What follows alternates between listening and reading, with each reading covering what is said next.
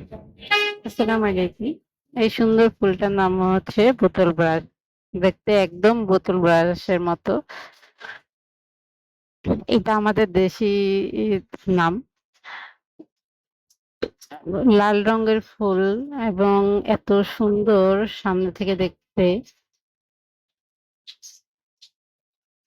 একদম ১২ মাস ফুল ফোটে। এটা হচ্ছে থাই বোতল ব্রাশ।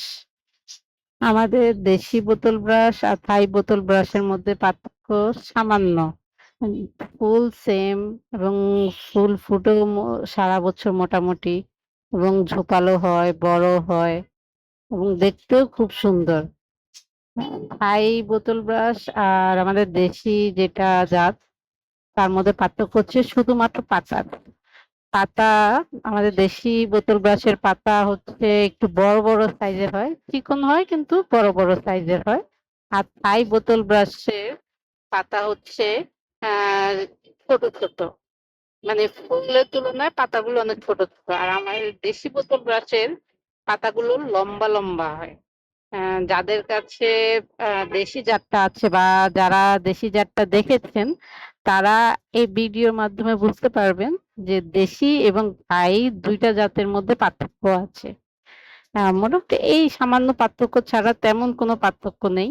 ২ টার সৌন্দর্যই ভালো।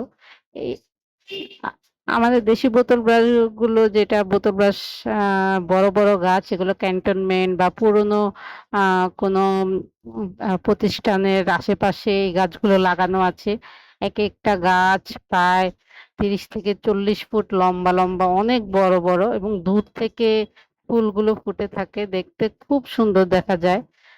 দে আর থাইজারটা মোটামুটি আ ছোট ও সাইজের থেকেই ফুল আসে এবং আ ঝোপালো তো মাশাআল্লাহ ২ টাই ঝোপালো হয়।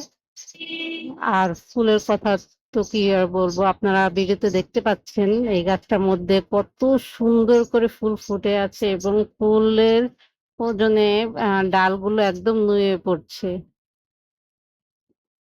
সামনে থেকে দেখতে ভিডিও থেকেও খুব সুন্দর এই ফুলটা।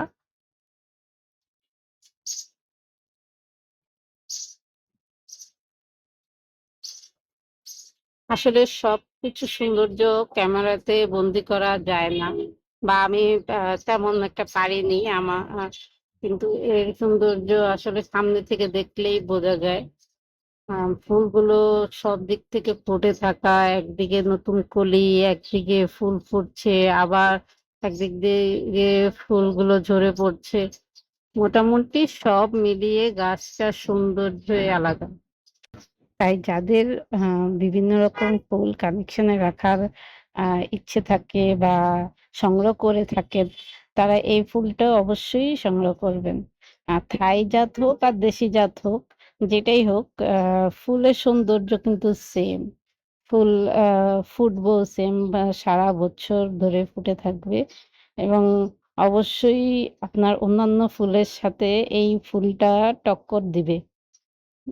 আর এই যা এই বোতল ব্রাশ কিন্তু ৩ টা কালার হয়। একটা হচ্ছে লাল, একটা গোলাপি আর হচ্ছে সাদা কালার। ৩ টার সৌন্দর্যই আলাদা। আমার কাছে লাল এবং সাদাটা বেশি ভালো লাগে। আম আর গোলাপিটা হচ্ছে হালকা কালার গোলাপি হয়। তারপরেও যারা বিভিন্ন কালার সংগ্রহ করতে চান তারা সংগ্রহ করতে পারেন।